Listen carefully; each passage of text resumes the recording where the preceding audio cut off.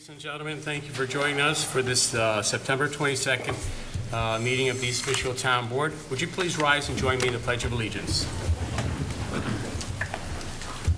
I pledge allegiance to the flag of the United States of America and to the republic for which it stands, one nation, under God, indivisible, with liberty and justice for all.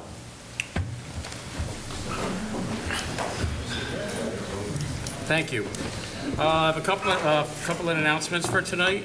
On October 1st, we're going to have a ribbon cutting ceremony at the Lime Kiln Recreational Facility over on Lime Kiln Road. It starts at 11 and it'll go till 2 o'clock. The ceremony itself will be at 11 o'clock. It's going to be a really nice event. I hope the weather is with us. Lime Kiln has turned out to be a really exciting facility, and looking forward to the official grand opening. In that same vein, I got a letter from the Town of East Fishkill Recreation Advisory Board, a very nice letter from the board, and they're talking about the future of recreation, the purchase of the Lime Kiln facility and what it means to the town, the purchase of the Davis House at the Hopewell Recreation Area, which if anybody went to Community Day, I think they could really appreciate how that purchase really opened up our fields over there.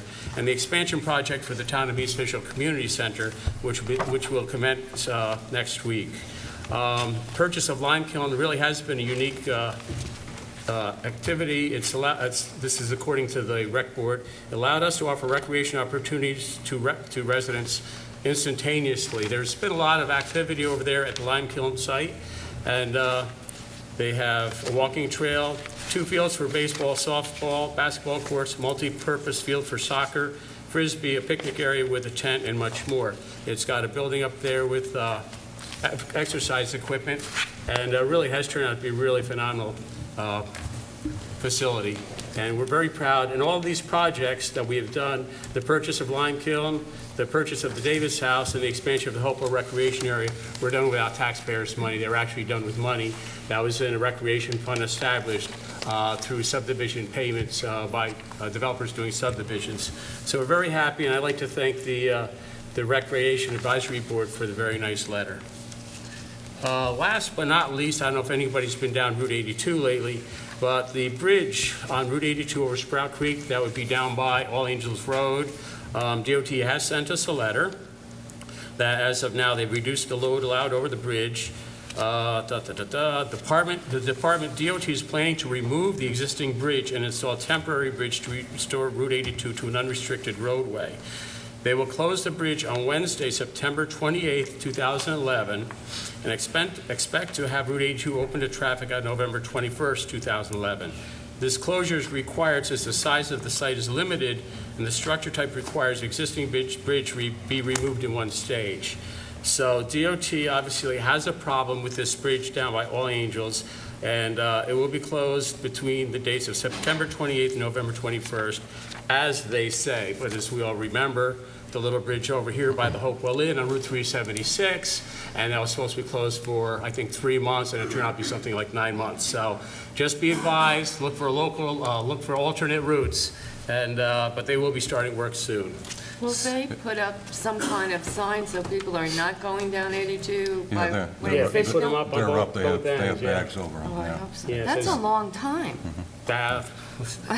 Yeah, I'm a little bit of amazed. I would have thought this kind of a project would be better suited for the summer when there's no school bus traffic, but obviously seems to be quite an issue.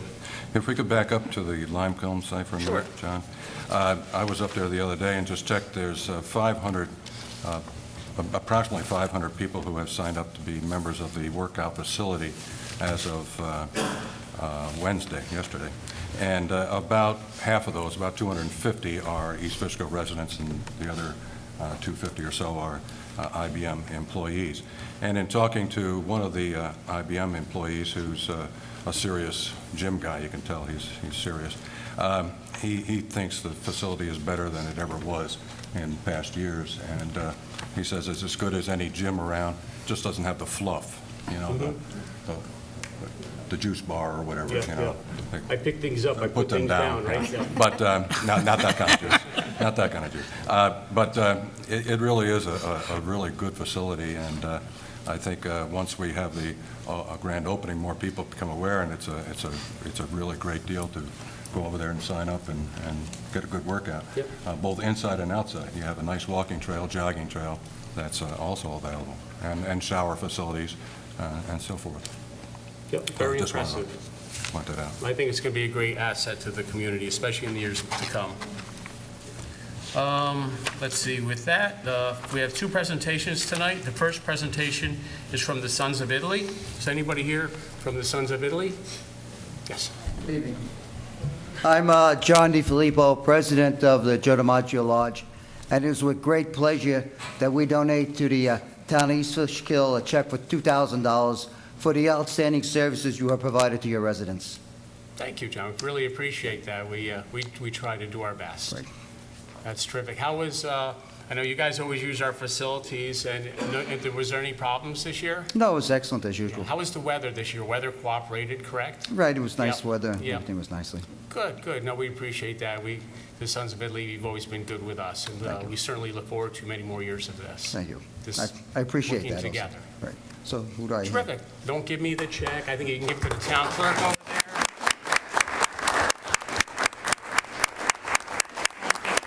And John, thank you and the Sons of Italy. We do appreciate it. I don't think the next one's going to give us $2,000. Just, it has been the case in previous years when the Sons of Italy gave a check over. It does usually go to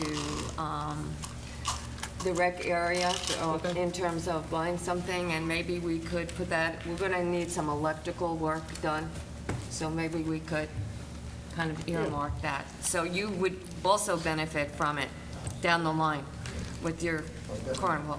Good point. That'd be Carol, great. when we make the deposit, we'll earmark it for a specific, we'll find a specific rec purpose for it. Okay. Great, thank you. Good point, Ethel. That's a great idea. Okay, the second presentation tonight is from the Railroad Depot representatives. At the workshop, I brought up the Railroad Depot and what a great job they're doing, and they're kind enough to bring a little picture board over there to show the old Railroad Depot and what it looked like, you know, in years past, and I got to say, they've done a terrific job. So tonight we have, Rich, is it? It's Rich. Rich. I'm going to give you some pictures. These I took yesterday. Okay. I'm just spread them out. Oh. It's the latest pictures. Wow. Anyhow, I'm Rich Taylor. I'm president of the Hopewell Depot Restoration Group. I also have two other hats. I'm a site supervisor, and I'm also one of two lead carpenters working on this project. What I want to do is take you through it just roughly. The picture with the boom there was January 15th. We had 20 volunteers working on that day, and we had the roof all on in one day and dried in the second week. At the bottom picture in the right there is where we are with the pictures I just handed out. We've got 4 more new windows in there. Wow. So now, we're pretty well buttoned up window-wise. The electrical work was completed today, so all the rough wiring is done, and that'll be inspected probably next week. We have gone this far with 20-some volunteer, and out of that, I think there's almost 200 or 2,000 volunteer hours have gone into this with mostly unskilled people. And right here is some of my cheering people. They've Those are come the here to unskilled people? cheer me on. Not very nice. But this is only a handful of our volunteers, and they're all excited about getting this project done. To this point now, we cannot go any further on the inside of this project. We can't turn on the electric. We have all the materials to finish off the inside. It's all beadboard. Put beadboard on the ceiling, on the walls. We have all that material. That's in the building. The reason we can't go any further is we have no money to put the roofing on. And I'll just, there's a sample of the roofing that we're proposing to do. It looks like slate. You wanna look at it? Yeah, isn't that great? It comes very close to looking like real slate. Yeah. Wow, We can't afford real slate. No. This is lighter wow. and less money. Still expensive. It's light, it's plastic plate, It's pretty cool. nice stuff. So, as you can see, We have to give we're these moving back. along. That's neat. This material will cost us $10,700, oh no, $972, and that's with that's with the undercoursing, that's with all the caps and starter strips, and How much will that cost, Rich? $10,972. 10,000. I just got a quote from an outfit in New Jersey. Okay, I cannot get it locally, so I cannot buy it through Williams Lumber. So I have to have the money. yeah. Williams Lumber has extended credit to us, so we can work Okay, a you can little work more with them. comfortable Yeah, with Williams. They're working with us on this Yeah, but project. they don't handle this product. But this is one item that we Okay. need the money up front in order to Yeah. buy it, so we can get the roof on, so we can finish off the interior. Mm-hmm. Our main goal is to open up the left-hand side as a visitor center, and we're hoping to open that up this fall. Yeah, And the center section will be set up like it was originally back in 1873. The two center rooms and Yeah. the room on the right side, the other big room, will be used as a museum for collecting all items from around the area, railroad items, also Right. well as Hopewell items. We have a number of people already given us different items, and a lot of other people have got them in their basements or attics, or Okay. once we've got a place to put them, we can have everything in one location yep, as an education center for young people and old people and whoever. yeah, that's a great thing. Rich, and I would like to just remark that East Fishkill was a railroad town. When railroads were booming, right. there was a roundhouse in town, and I know there's a water tank in town, and this really is part of the history of the town of East Fishkill, so I certainly support it. I was by you had a yard sale a few weeks ago, and it was Yes. nice. And I asked Bernie, and he said, well, basically, we're running out of money here. So that's why I wanted to bring it up. I think it's a great, Right. great thing. We've got several grants out there, but Yeah, grants don't come back very fast. So- yeah, yeah. And we've got a lot of momentum right now. We've Yeah. got a lot of people that want to keep going on Yeah. this, and we don't really want to lose that. No, I So if we can. don't blame you at all. Find a way to get that money Yeah. and get those shingles. What we plan to do is have like a work party, big group of people, and put it all on in one day. Yeah, yeah, And East Fishkill Provisional over here is going to set up cooking facilities. So we've got things lined Wow. up. It's just what we don't Just have getting them lined don't up have the is material. Yeah. what this is going to cost us. Do you need skilled people for that, or is your crew? Or the unskilled. You need skilled people, or, We're going to need some skilled people Right. when we do the roof. right? Yeah. Half and half or so. When we did with the boom truck there, 20 people showed up and we didn't even know they were coming. Wow. So things Yeah. happen. How long, if you ordered these, how long before delivery? Well, I The think shingles. 3 weeks from now, I'd like to be doing that roof. We're going, the next 2 weeks, we're going to set up scaffolding, get everything ready so that everything's ready to go. We've got to bring up the chimney yet, too. We'll be bringing up, and we have the parts, as you see in that picture, we have those parts. It's just a matter of bringing the brick out of the roof line. So, in 3 weeks, we'd like to, Okay. we don't want to lose momentum. No, no. We'd like to get this open this fall and get traffic going through into the building so that we're able to raise more money. Well, I think another of the biggest things that you have going for you is the rail trail. Being right there, Yes. they've really cleaned that up, and it is just fantastic how it That's looks been a over big there. help. Yeah, yeah, I And can the- see that. We have a lot of people that just come up to us. They don't say a word. All they do is say thank you. Really, yeah. So there's a lot of people out there Just that want want to to see this saved. Yeah. And we've saved it, now we gotta restore it. Yeah, yeah, Thank exactly. you. Right. Thank you very Thank much, you. Rich. I just hope that Don Minnie is able to get the shots of this, because my purpose in having the Hopewell Depot coming in was for the community to find out the tremendous job that you are doing, and for them to also contribute to it, because I don't think you've gotten the publicity that you deserve on this project. So I'm hoping that he is able to get the shots tonight. If not, I would just ask that stay here, and maybe we could do like a public service announcement on the, you're saying, okay. So we could put it up and say, contributions with the post office, and so I just wanted to thank you very much. You've done a tremendous job. Rich, the newest pictures, I'm just floored by how great this looks. It's just terrific. It really is. It's lovely. It does. I would just like to open up a little bit for discussion. What is the board's feeling on this, if we could help along with this project I'd at like all? to move on it tonight, if the board was, Can that be okay? Yeah. I've identified areas in the budget where I think we can come up with the funds without impacting anything else. no, I definitely think so.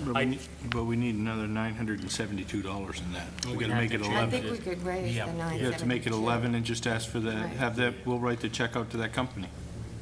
Let me ask the attorney, if we were to purchase this material from this company, we would, Rich, do you guys get it, are you tax exempt? Yes. Oh, so there's no difference in the cost if we did pay for it or not? Okay. Under town law, a town is able to participate in cultural, historic, educational items within the perspective of the town law. We would have to have a little agreement with them that obviously the facility would be available to town of East Fishkill residents to come through, et cetera. Okay. And then based on that, you could structure. Okay. Yeah, I can foresee, having meetings in here, some kind of, local Well, meetings. what I really see happening is like bringing kids in, schools, people, and just showing that what East Fishkill really is all about. And it will promote business in Hopewell, because it's going to be an information Yeah, center. but once we get the sidewalks put in, you can walk into town. Okay. Is there any limit on how much, or is there under state law? Or?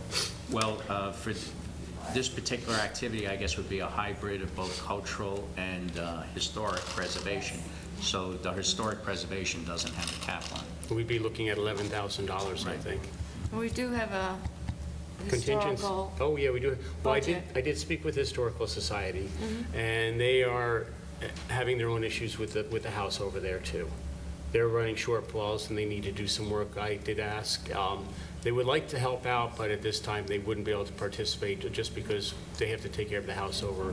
but I down think at Putney- some point Putney. it should be all working together. Absolutely. Okay, not absolutely. separate. And I'm sure that as we get moving down the road, I think we can have that kind of, facilitate that kind of relationship. Peter, what do you think? I'd just say up it to 11,000. Okay. I have no problem. Is everybody okay? We make a motion tonight to grant the Railroad Depot $11,000 towards their new roof upon, I guess, Tom, would concurrent with signing of a document Right, saying, we'll have this document signed, document drawn up, just saying that it would be available to town of East Fishkill residents, something like that. So moved. Do I have a second? Second. All those in favor say aye. Aye. Aye. Opposed, motion carried. We'll talk to the controller when he comes in. We'll get you a check for $11,000. Rich, you can move ahead and order your our roof. Thank you. Thank you, guys. I can't tell you how impressed I am with what you've done out there. It's just fantastic. So this is our roof, and this is our railroad station, and we're really proud of what you guys have done. So we'll take care of that first thing tomorrow morning. Great. Thank you very much. Okay. And you know what? There wasn't even resolutions. I don't know how we got there from there, but that happens.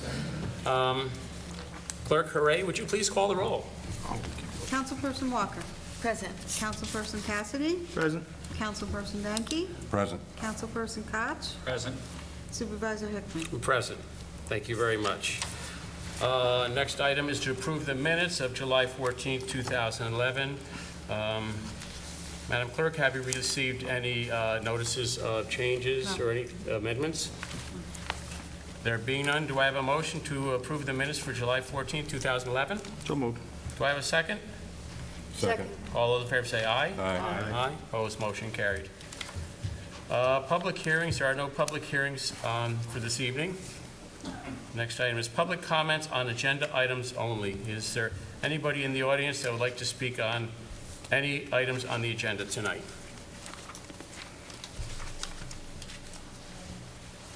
Okay, there being none, we do have receipt and file. Letter, who's this? New York Division of Military and Naval Affairs is initiating coordinated review. Tom, I imagine this is from Plow Harbor Associates Right, they're the consultants for the project with respect to the in the town of Beekman. armory being Yeah. built in the town of Beekman. They did acknowledge receipt of our initial comments, and they have indicated that they've We are- extended the comment time, and that they're also going to do a more detailed traffic evaluation, Yeah. and we'll work on addressing our other comments. Now, they have identified us as an interested agency. Right. So how does that change our stature in this Well, process? what that would just ensure is that we will get copies of all of the environmental reviews, the traffic studies, et cetera. Okay. And we'll be given time periods to comment on each step as it goes along. Also, we had gotten from State of New York Division of Military and Naval Affairs, you had gotten a letter September 13th that they will coordinate for a public meeting during the extended time period to allow members of the public. So I guess that Mr. McDonald will be getting back to us, I would think, to Right. arrange a public meeting. Right, part of the environmental process will be Yeah. to hold informational hearings to gather public comment on it. Okay, good. Tom, what's the difference between an interested agency and an involved? Involved agency means you actually have a permit granting authority. So in this case, the town of East Fishkill plays no role in the approval of it, nor does the town of Beekman because it's a state project. Okay. But because of the location right on the town line, and because of our expression of interest, we now become an involved agency, which merely gets us into the Process. regular cycle Okay. of information. Good, very good. And I will have this posted on the website. And hopefully, we'll be hearing from them for the public meeting. I think that would be very helpful to everybody. I will submit that for receipt and file. And with that, the first resolution tonight, actually the second, because the railroad resolution was the first, is to appoint a police assistant, appointing a police assistant in the police department. Whereas the vacancy exists in the position of assistant in the town police department, and the civil service list for said title has been canvassed, interviews have been conducted, and a candidate has been chosen. Before us tonight is the resolution that Jessica Muniz, residing at 7 Linmore Avenue, Salisbury Mills, New York, be and is hereby is appointed to the position of police lieutenant. Police assistant. Lieutenant, I just gave it already. Police assistant. Got whacked. Sorry about that, Captain. You almost had another lieutenant. It's been a long couple of weeks, so please bear with me. Move up quick in that department. Yeah, but her salary is still $14.52 per hour. Okay. So moved. So do I have a second? Second. All those in favor say aye. Wait a second. Up. Wait. Discussion? Yeah, I just want to, it's a provisional appointment, okay? Yep. That doesn't say it in this appointment, in this resolution. How would you amend the resolution to provide that this is a provisional appointment based upon performance on the civil service exam? Not my resolution, but I'll do that.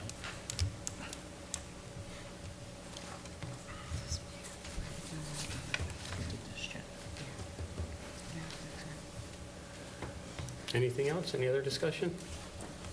No. No? Do you want to change it back so we can? Excuse me?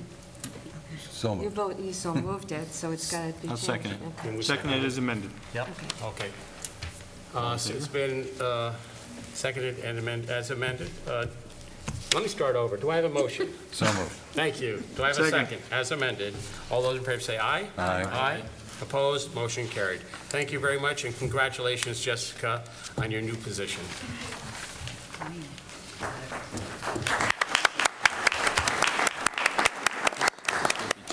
I think Paul's going to run out. He wants to be police lieutenant now.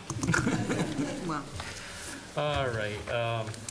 Number 2, reappoint a member to the Board of Assessment Review. I will be tabling that. The assessor has asked me to table that tonight. I was told to table it, Carol, no? Last I had heard it was to be tabled. Do we have, He did call them back, and he's been a longstanding member, and he is interested. oh, I have no problem. I was just Yeah, told it was to be okay. tabled. And the gentleman's name is? It's Aida Keel, Aid? A-Q-E-E-L, 163 Devon Farms Road, Okay. and the term of the appointment should be 9/30/2011 to 9/30/2015, because all their terms are 4-year terms. Okay. And he has gone through the Oh, training. no, Aid is one of the best He people on is that board. He's good. very Yeah, helpful. It took a long time for him to get back to them, but he Oh, good, he is good, because interested. the last I had heard was that they had not received, we were going to do it next month. All right, the town assessor has advised the term of this member of the Board of Assessment Review is expired. Do I have a motion to appoint Aid, how is Aid's last name? Akil. Akil, to the position on the Board of Assessment Review? So moved. Do I have a second? Second. All those in favor say aye. Aye. Aye. Opposed? Motion carried. Thank you. Number 3 is to authorize, I'm sorry, am I? Number 2-3 is to appoint a floater. We have lost another floater, and we'd like to fill the position. One of the people that's looking to come on as a floater, I believe, she has worked as a floater Yes. before, Carol, and she had left for a bit. She would like to come back. Her name is Donna Collins, and she resides at Willow Drive in the town of East Fishkill, and the hourly rate is $12.77. Do I have a motion to appoint Donna Collins to this position? So moved. Do I have a second? Second. All those in favor say aye. Aye. Aye. Opposed? Motion carried. Thank you. All right, number 3, 4. Next one is to authorize child education use at the Four Corners development pursuant to previously issued town board special permit. We'd received a letter from the owners of the commercial building at the Four Corners subdivision.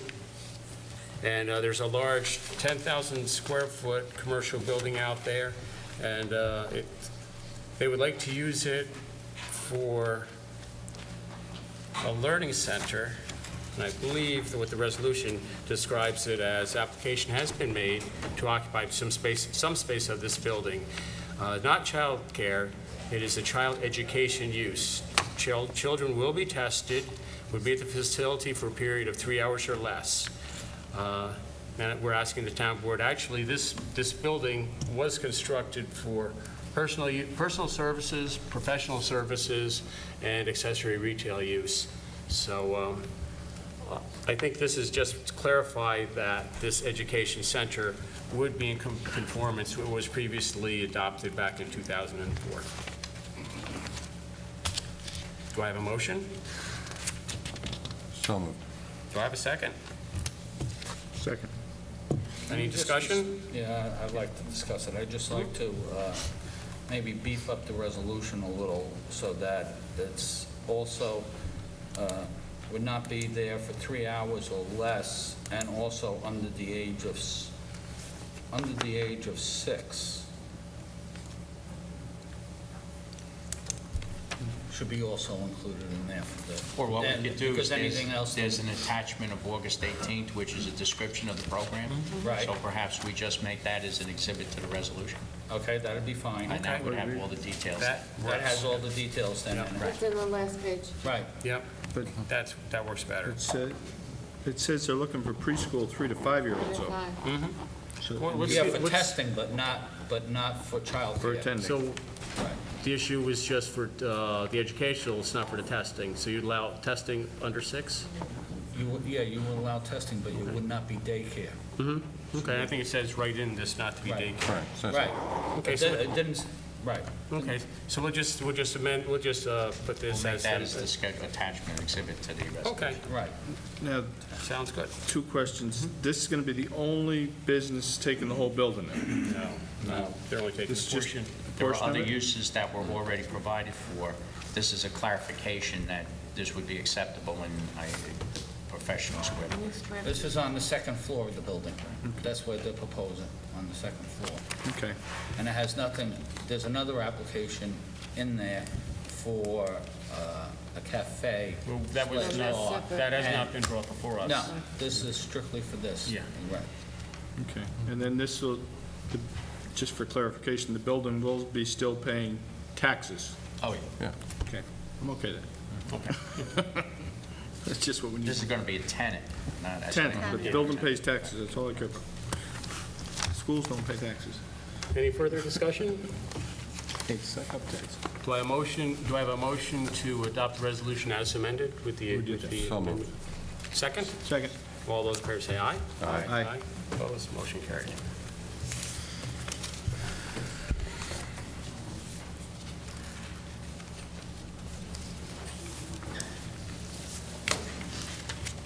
Next one is to authorize a grant application to Office of Court Administration to the Justice Court. Whereas the Office of Court Administration seeks grant proposals from courts throughout the state for funds to provide equipment and other materials to better assist the court in its functions. Town justices have requested authorization be granted to them to apply for a grant for more equipment in the Justice Court. Do I have a motion to allow our justices to make a grant application? So moved. Do I have a second? Second? Discussion? What are they looking for? The judges, they're always looking for, the last year they got like three grants. I don't know. I think it's just No, equipment. it's I don't know for if it's a equipment. computer? It's for, no, it's for a metal detector. Oh, there's for the You really need- magnetometer? Yes, Okay, the magnetometer to go out front here and and, it's going to be portable. yeah.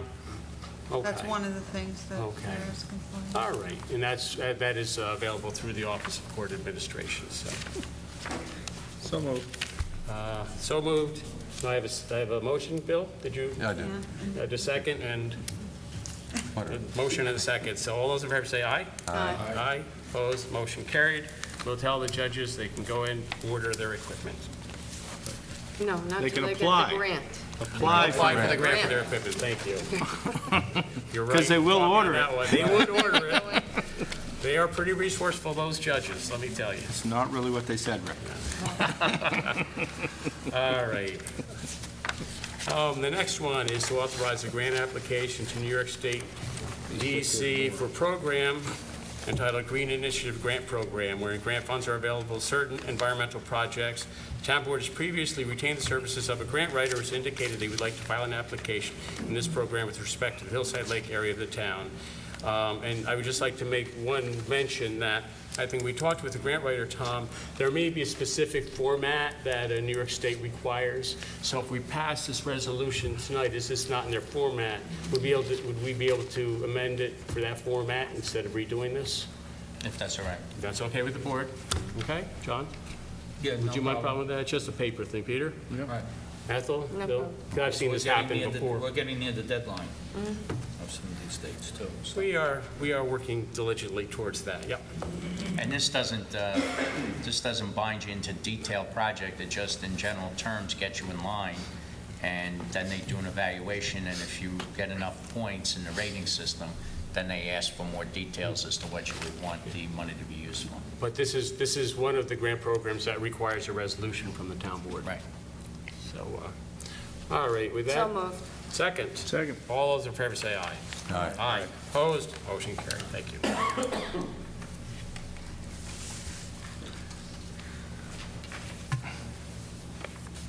Next one is to set the town board meeting schedule for budget adoption and the end of the year schedule. Everybody's got a copy of the meeting dates for October. I will be filing my preliminary budget on September 30th. The town clerk must present to the town board within 5 days of its filing. So we would set a special meeting on October 4th at 4 p.m. for sole purpose of enabling the town clerk to present the town board with a copy of the supervisor's preliminary budget. The public hearing in the town budget will be held on November 9th, 2011 at 7 o'clock for special districts, at 7:30 for the town and highway fund budgets. Can we go back a step on that? Sure. Because the ZBA's been scheduled already for November 9th for that night, because the 8th is election day, and that's the normal thing. And I'm curious why we're not holding it on the 10th, which is our normal meeting day. Why? Well, under the law, you have to hold the budget and complete the budget by November 10th. And so in case there was any issue, We have proposed a to do it little, on the at least 9th. another day. It's cutting it kind of close to do it on the 10th. I'll see if You have the, you have to what by? You have to commence the Public public hearing. hearing By no the later 10th. than the first Thursday after the election day. Right, the first Thursday after Right. the election, which would be. So I'll ask the Rather than zoning, wait till the the last 10th. day, Right. if you just started on the 9th. so I'll ask the I believe zoning it's board if they could move to another venue. They've used the fire training center or this town hall, or other town hall or something. But, I mean, even if we hold the public, even if you hold the public hearing, you can hold the public hearing up until the 17th. Well, you can adjourn it. Right, Right. up until the 17th. So I don't understand why the 10th, there's something wrong with the 10th, our usual meeting night. Tom, when did you say that the public hearing had to be held for the Well, you budget? have to commence the public hearing by Thursday, the Thursday after the election. Which is the 10th, so we have Which to is commence the it on the 10th. 10th. Right, you have to commence it before, Yeah. on the 10th or 10th. before. Right. Right, and then, yeah, and you have until the 17th. Right. Right, so I don't, I believe it should stay on our regular voting night, 10th. I think it's a little difficult for everybody's schedules to be here on the 10th, though, so. Now this is the first I'm hearing it. It's our regular voting night, or our People have workshop people- night on the yes. 10th. Yeah. So I don't understand why. You don't think that we could change the meeting date for a day?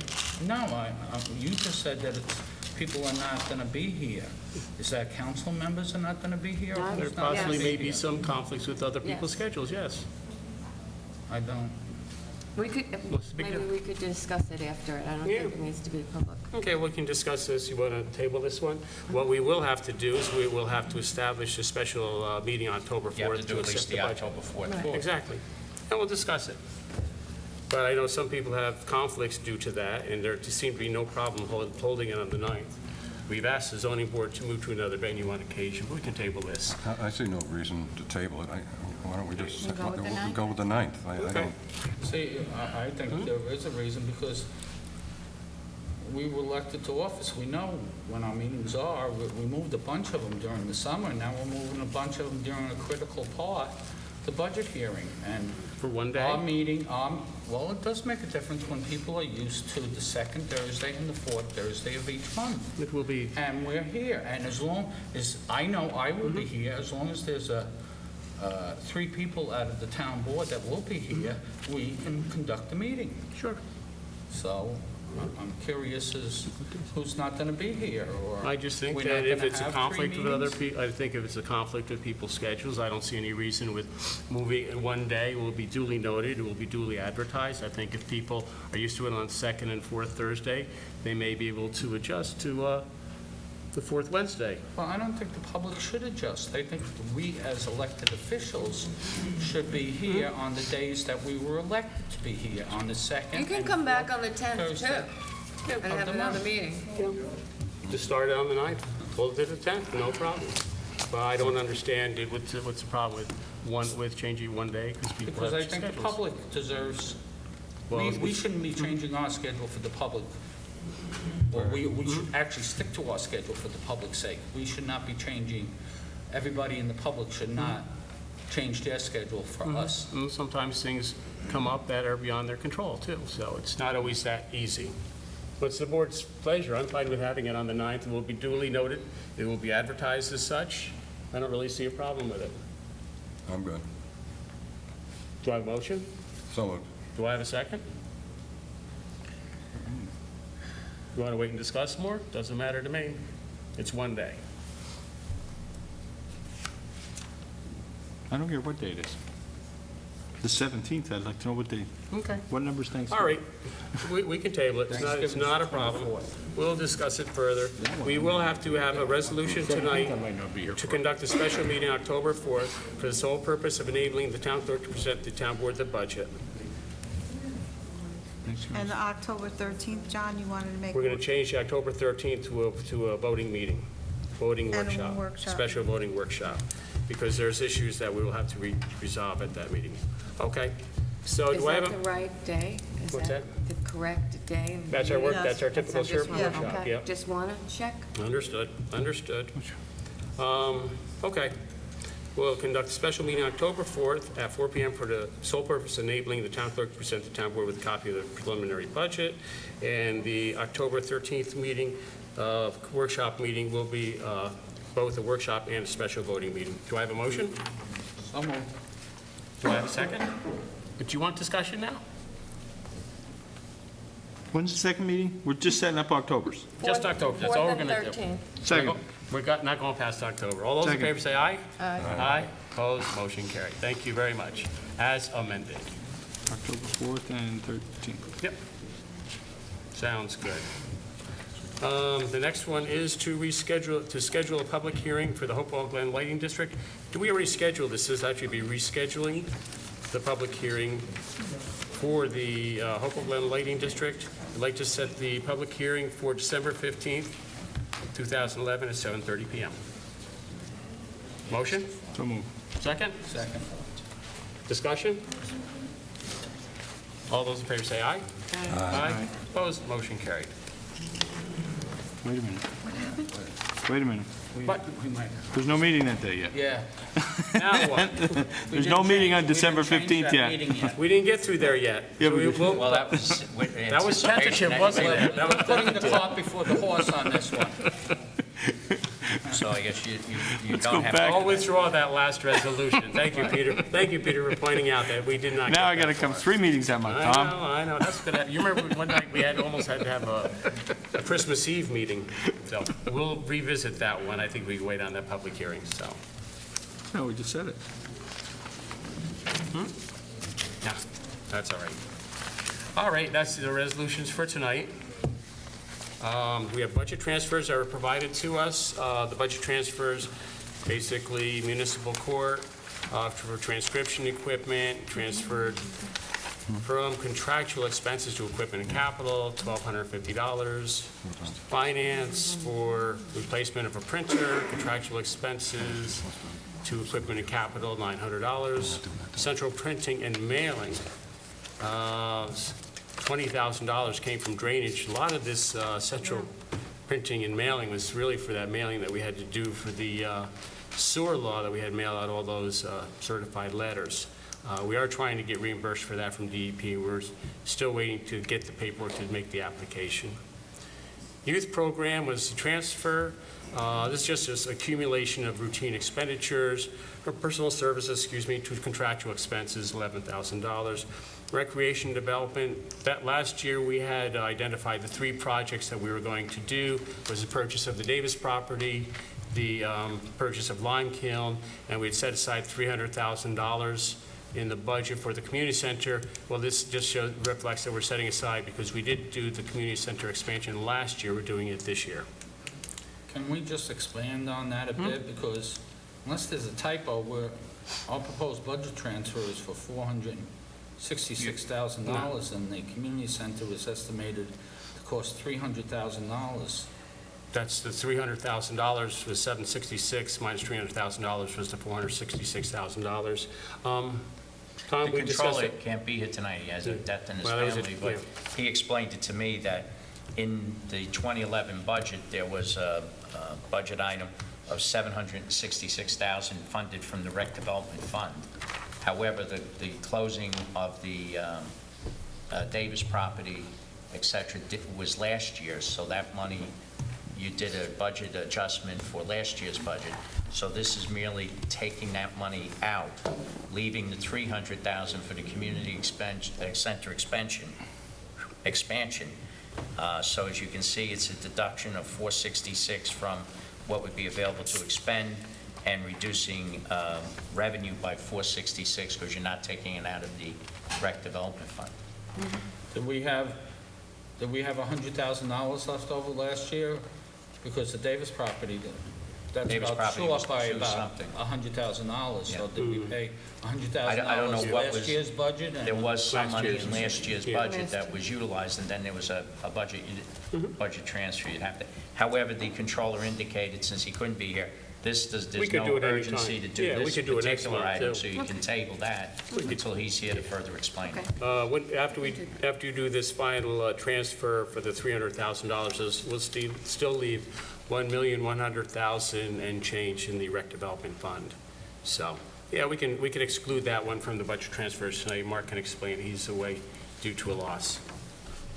To fund board resolutions, we had to transfer to supervisor contractual for the grant writer $8,000, which we discussed last meeting. And the contractual expenses for the traffic study was $10,000, and they came out of contingency. And the last one was highway maintenance streets contractual expenses. We took $186,000 out of money that IBM had provided for the repair to the streets from the Shenandoah water line that was put on streets out in that way that we repaved. So, do I have a motion to accept the budget transfers except for the recreation development transfer as submitted? Do I have a second? Second. All those in favor say aye. Aye. Opposed, motion carried. Thank you very much. And the last thing tonight is one of our famous engineer's memos. There really wouldn't be a town board meeting without an engineer's memo now, would it? I'm only kidding, Scott. A lot of damage from the storms with Hurricane Irene. We had the down by Burr Oak. Is that Burr Oak, Scott? I believe that's Burr Oak down there. There's a bridge down there there's a culvert down there, two-lane culvert. It has the head wall, I think, was taken out. On the outlet side, we're down to one lane right now. We're down to one lane down there. So we've discussed this with the highway superintendent, and we really need to do something there. Scott had come up with a product, an existing culvert, we replaced a new aluminum box culvert. You want to talk a little bit about that? That'll be an aluminum arch culvert, approximately 20 foot wide by 9 foot high. It's available on state bid. We've ordered that. We're going to be meeting with DEC Monday at the site to hopefully finalize our permit. They've relaxed requirements in light of Hurricane Irene, so we're hopeful that goes smooth on Monday. And I think we're looking at a closure probably the first week in November if all goes well. Okay. That sounds good. Maybe for a weekend, probably. Yeah, and I think you have the cost down here as approximately $120,000, which we will be submitting that bill to FEMA. Hopefully get reimbursed at least partial, hopefully for the full amount. We're still waiting. I think we're waiting payment from FEMA for the storm last year. They're going to send us a check rather soon for $187,000, so that will help a little bit, replenish some of the funds. The other one is down on Morgenthau Flats. That's an area that floods Can we just go frequently. back one? Yes. Sure. When those, when all the changes, let's say, are put into place, do we look at what it's going to affect? Okay, the road is being flooded now, but are we looking to see that when we put these changes in, is it going to have an effect downstream on other properties that? Well, right now, the water is going downstream. In fact, this last storm, the paddle wheel house suffered, a lot of damage. We're going to increase the capacity by about double. The fear is if we lose this culvert and we lose that portion of the road, all that debris is going to go down that creek and it'll be even more damage. So the water's going there right now. It just crests up to a point and it goes right over the road and takes whatever objects are in the road with it. So this will be an improvement. But we'll, Because this is you know, not a when you dam. make a change upstream to anything, it's not. Well, it's not No, any, it we're not- won't and I'm increase the wondering- water, because the water now reaches it and goes over the We're top. not increasing So impervious this will just surface. allow it to go We're underneath. not Right, and diminishing that's correct. detention. That's what I'm saying, yes. I realize that it's correcting the road and the situation on that bridge. The question is, when you have a greater, past that downstream, and you're going to have a greater flow during high periods of rain, how is that going to affect, is somebody going to be No, affected but it's the same, differently? John, it's the same flow. It's the same flow. Okay. Instead of going through the We culvert, it's going don't over have the a road. detention basin or anything like that. We're not eliminating the dam. It's the same flow. It just, the culvert's probably a foot from the top of the road right now. So it gets to that point and goes right over the top of the road. So it's going to be the same flow. But the good news is debris from that roadway can't wash down into the creek and cause blockages downstream, so. No, it's just that, dealing with years of the planning board and different other boards, and you come up here and, you're thinking you're doing a wonderful thing, Right. and corrected measures get approved, and they get built, and then Right. all of a sudden you have people coming in and saying, I never was flooded before, until somebody change things, and now I'm being flooded. But in this you know? particular case, there's documented damage downstream already as a result of these storms, Yeah, so.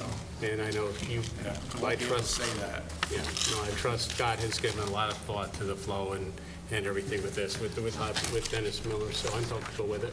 I went out there with Scott and Dennis, and there's absolutely nothing there now damming up the water. The water went where it wanted to go anyway, and this will just facilitate going, won't take out the bridge, hopefully, or the culvert. Correct. That's the bottom line. There's no, Okay. Any further discussion on the culvert? Scott, you want to talk a little bit about Morgenthau Flats? Yeah. I don't really see us I don't really see us raising the road at this point, but it's something for down the road we would It's consider. really a nuisance item for the local residents because the road gets flooded, oftentimes, and during this last event, there was a lot of debris and I believe some damage to the road. So it didn't take out the bridge, and the road was shortly restored to 2 lanes a day or so after the event. So it's really a nuisance item at this point, so the town board can consider in the future if they want to make this improvement or just live with it, so. Sounds good. Any questions on the Morgenthau Flats? No? All right, thank you. Thanks for the engineer's memo, Scott. Next on the agenda, public comments on general town issues. Is there anything, general town, anybody in the audience? I'd like to I'm bring sorry, up what? the subject matter before, if we can, before we get there, which I went down to Lime Kill, talking about Lime Kill facility, and I noticed there's signs up there about not allowing dogs on the facility. And I inquired about where that came from, because there was never a policy that we kept dogs out of any of our parks. And signs went up down there. I know the previous people that owned it, IBM, said no dogs, but we took it over at taxpayers' expense. No, it wasn't a Or- taxpayer's Let me- expense. Okay, can I finish? I just wanted to correct you on that. Well, we're doing maintenance and we're doing everything else, and the people We have working there staffing. is taxpayers' expenses. Okay? So it's, the initial cost, yes, is out of the... I'm just correcting you on that. Well, if you let me finish, you wouldn't have had to correct me.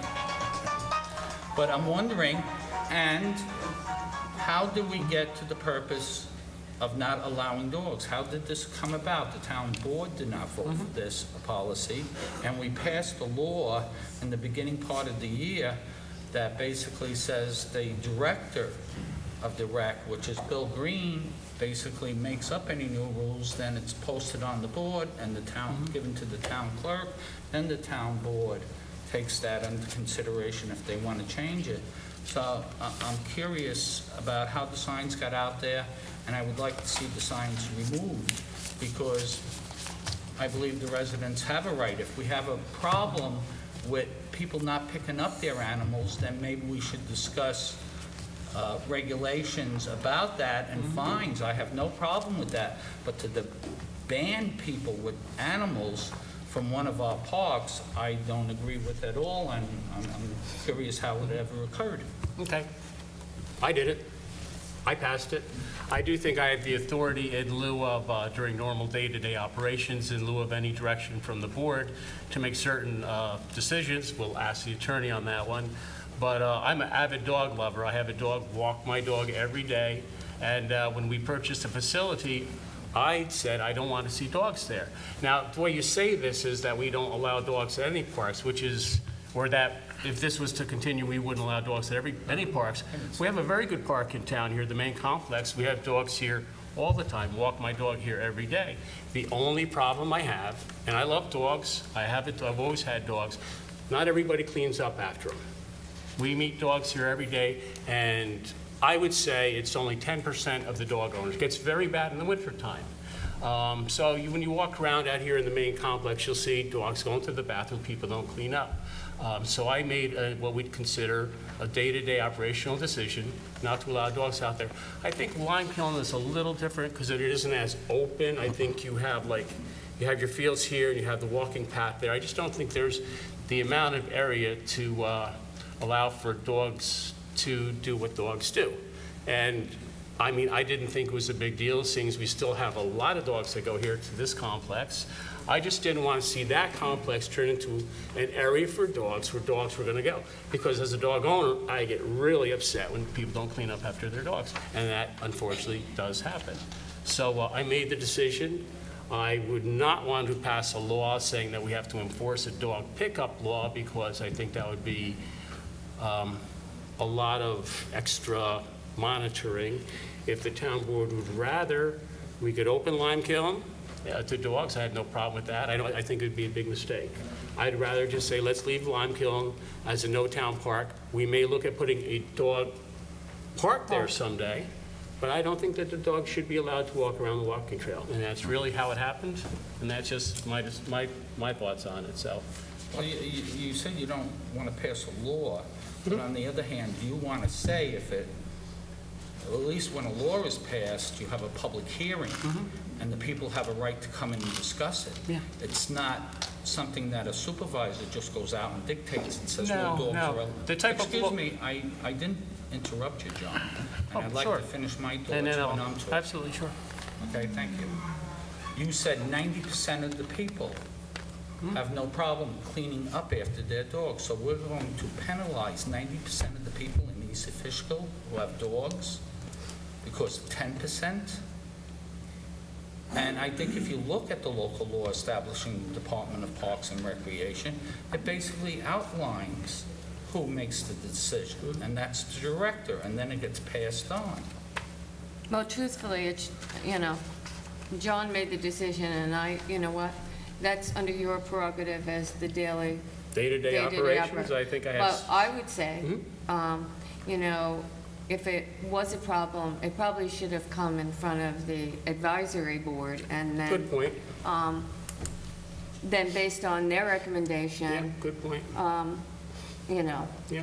These existing. No, that's a good point. I mean, if you remember when we opened up Lime Kiln, I was Right. really And the we're only talking one about up there smoking, doing we're all talking this about stuff, and I smoking know on that the nobody beach. else was. Right, and Right, right. and day-to-day operations, when you say you have a right to do day-to-day operations, that's Well, absolutely well, I correct. think what happened is, quite honestly, is that people were not being very thoughtful of their neighbors who were walking after them. In Hopewell, it's such a bigger complex. Absolutely. And if you take a look and you're out there and you're watching, people do this run kind of in Hopewell, Yeah. okay? There's a path that the There's a lot dogs of us. kind of follow, Yeah. okay? In Lime Kiln isn't. And, you know, for somebody to go out there and step in it, you know, I certainly understand where John was coming from. Yeah, thank you. But maybe it should go in front of the I have no problem with that. advisory. The one thing I would like to, if I may get back to what the councilman had said before, because he says I'm against the law in a public hearing, I just. No, I didn't No, say no, no. that, John. Don't turn my words What did you around. say, John? I said, That I- if we have a public hearing and a law, then the people have a right to speak. I didn't say you were against it.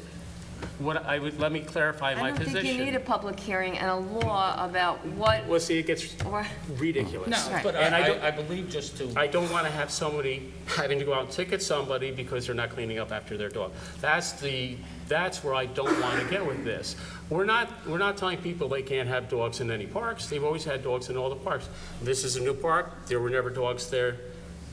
And then maybe what I'll do is I'll send it off to the rec advisory board and let them send it back to us with their recommendations. And we'll get it resolved in the next month or two, if that's good with this board. if we were having any problems out there, I believe signs should have went up saying, please clean up after your dog, not no dogs are allowed. You know, because I okay, don't- John, you smacked him enough on his hand. That's good.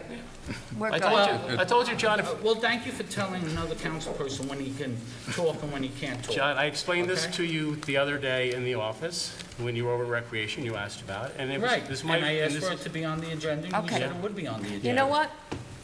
It's been resolved. We're going to bring it in front of the Yeah. Recreation Advisory Board, and Let let's them make a move on. decision.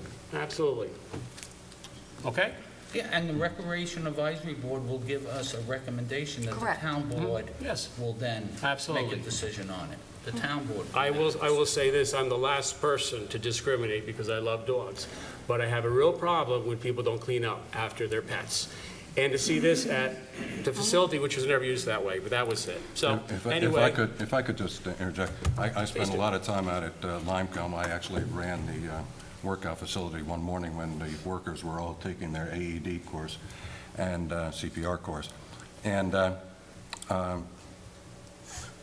walking trail, I don't know if you've ever walked the walking trail, John, but the walking trail is very narrow, and on either side of it, especially on the left-hand side, are fields where people are going to be recreating. And that's not the case on the walking trail out in Hopewell Rec. Plus, there's a huge area very friendly to dogs down by the stream, through the woods, and so forth. I haven't heard one person in either park or anywhere that's complained about no pets out at Limecombe. I think it's a non-issue. Every park is different, and this park is not dog-friendly. When we first went out there, when we were looking at it, Scott did point out there's a perfect place for a dog park, and I agree. But this is a different park. It's unique in many different ways, and I just don't think, I agree with John, it's not dog-friendly. IBM had their no pet sign up there for umpteen years. For how long? For a reason. They came to the same conclusion, I'm sure, that this is not a pet-friendly park, that it's going to, there's signs, we have pick up after your dog signs here. I walk all the day, and a day goes by, I don't see a new dropping. And there's signs with the bags to pick up, and dog waste transmits disease. Well, these are play areas out at Limecombe, and they're recreation areas. There's very few areas that are open where dogs could do their business and not impact the public. Yeah. So we were talking about two totally different parks. This park is very dog-friendly. Limecombe is not, period. That's my view.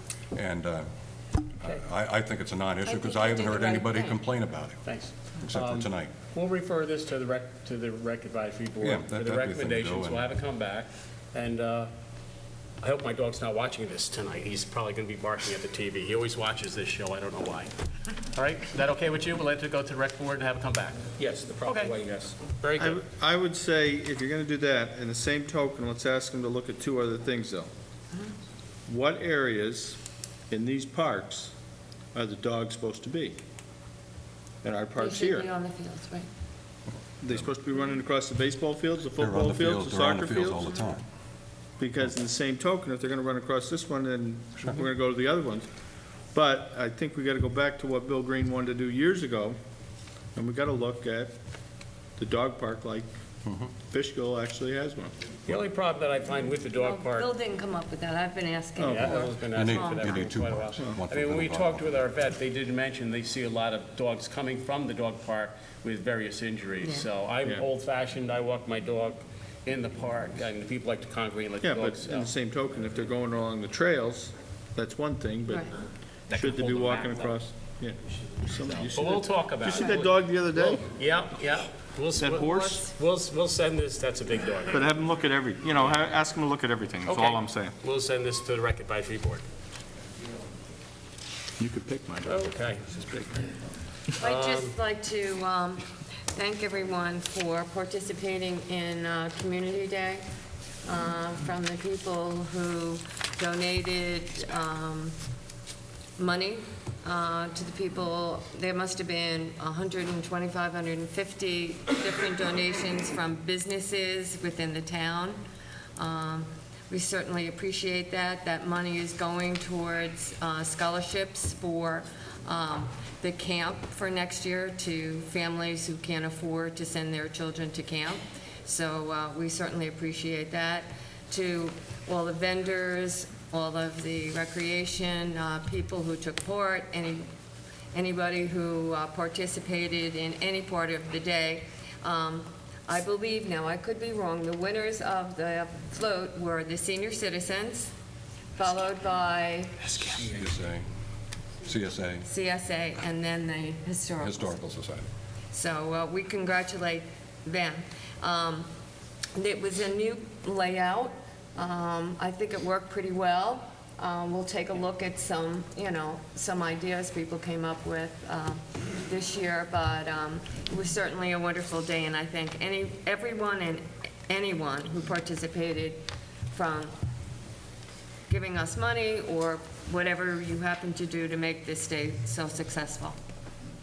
It was very nice. We need more extension cords, though. Yes. We found that out. Yeah, just to add a couple things, special thanks go out to the fire police for traffic, the police and everybody that helped, the rec and everybody that helped make the day go well. And I actually think booth-wise, we actually grew by probably another 10%, 15% over last year. I I think- especially want to thank the people who volunteered from the lime kiln facility. They volunteered a lot of time during the day, and it was very much appreciated.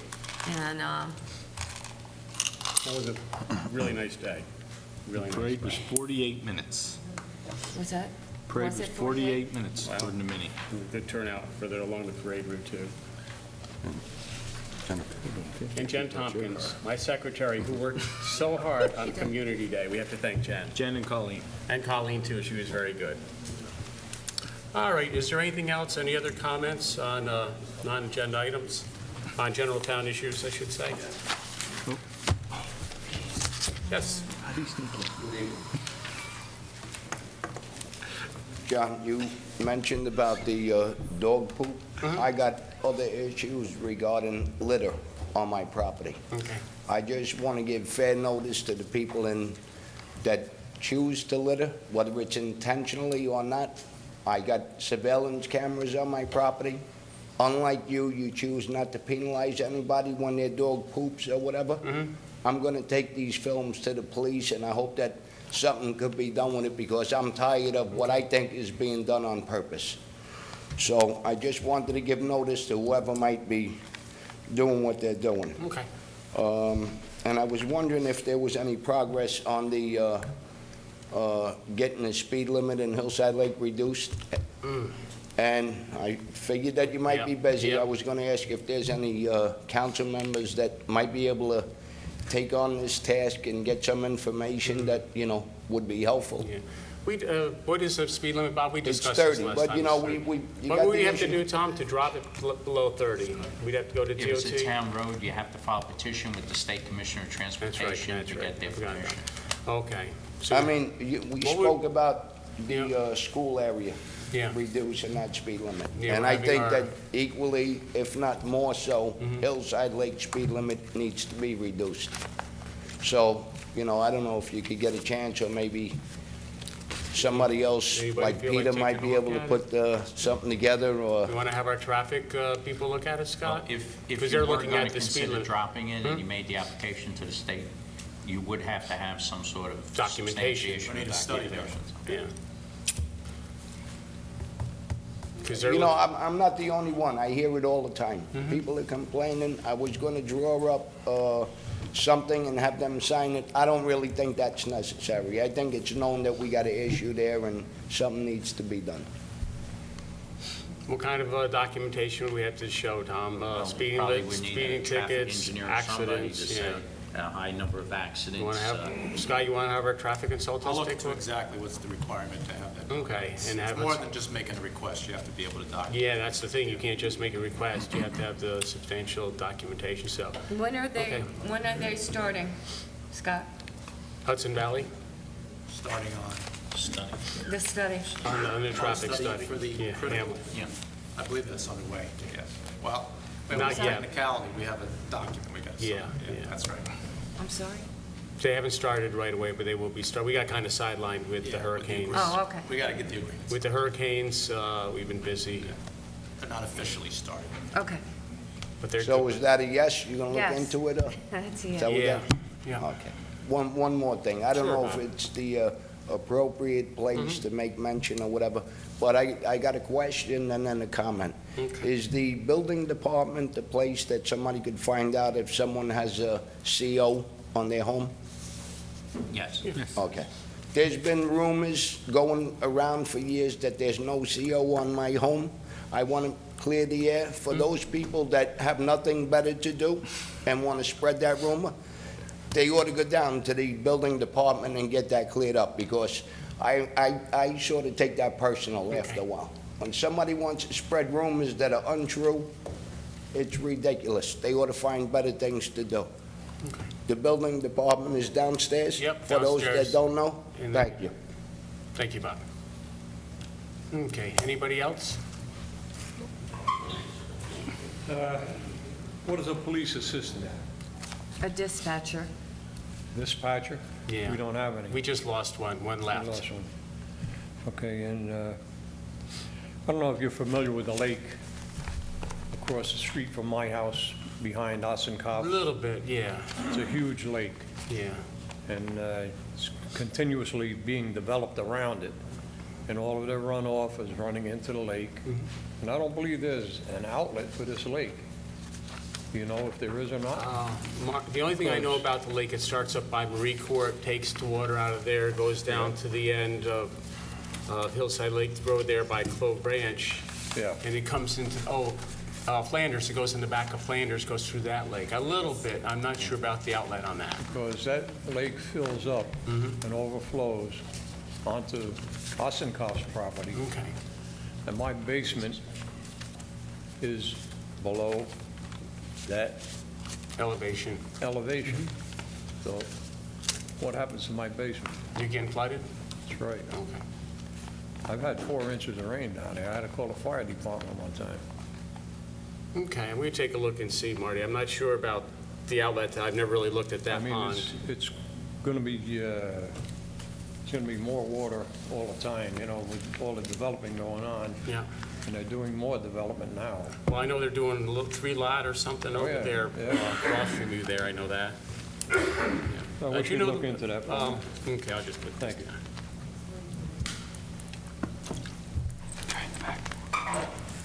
Okay, yes, sir.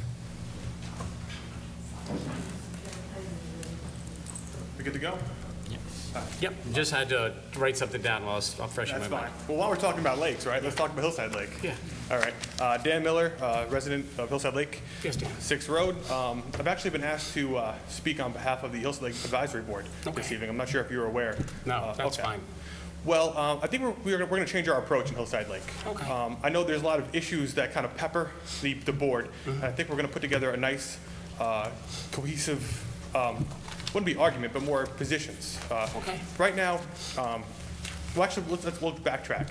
We'd like to thank the board, actually, because there was an issue that Keith Damaso raised this week in regard to 3 electric meters. Right. Those meters, I guess, were using excessive energy, and the cost was about $1,000 or so. Yeah. And you had promptly responded, and the meters will be shut off and saving taxpayers dollars. So we appreciate that.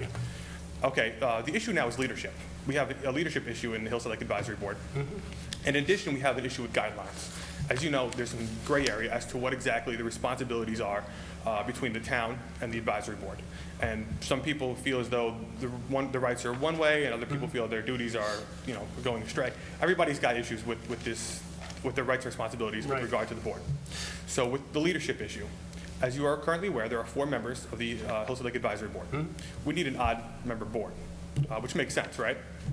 All right. So specifically, we're looking for a 7-member board with 3 members on the board extra. The issue now is how we go about adding these members. We have a solution. We have Tom Wood's been advising the board, and we greatly appreciate his advice. In the past, in 1991, the Hillside Lake residents got together and they voted on the members of the board. And then, I guess Ethel Walker, you were a member of the board at the time, you had voted on accepting their resolution and essentially appointed the members of the board pursuant to those that vote. The issue now is we have 4 members, and of course we want 3 more added, and we want the board to recognize the 7 members. Okay. We want to follow precedent. We want to make sure that the residents of Hillside Lake have a right to voice their opinions and put their own members on that board. Okay, no, but Dan, just let me that was happened one time when they originally formed the district. In The precedent 1991. since then had been the town board appointed, but I have no problem if you want to go either way. I have no problem with that. I just point that out. Well, it's not my position, it's the Yeah. town board's, the advisory board's position, but they would like the residents to take part in their government Yeah. and have a say. It's not a dictatorship, we want everybody Yeah, to be no, involved. absolutely not. So we'd like to follow precedent and do Okay. so. The thing is, we need an interim board in place. So we're hoping that tonight, the town board can recognize all 7 members. I will give you the 3 names, and hopefully you guys can recognize the 7 members, and But we therefore, don't know when an election was taking place. an interim board, so that election Yeah. can take place. We'd like the election to take place probably in early 2012, and you could take the interim board from now, you guys could recognize them from now until 2012.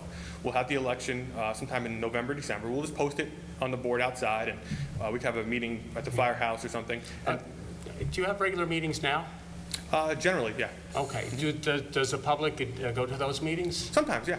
Sometimes, Okay, yeah, so people from the community actually go and talk Absolutely. about it? Oh, good. good. Absolutely. I was at one a few weeks ago, and there were members there. Oh, good. Yeah, people do actively take part. But the thing is, people don't, they're not really aware of them sometimes. A lot of the people that don't leave the lake don't see the sign. Yeah. So, we'll go door to door, we'll talk to some people, get the word out there. Okay, We want good. people to take part in the government, and I think it's very Oh, important. that'd be fine. Good. So, If I might, I just, absolutely.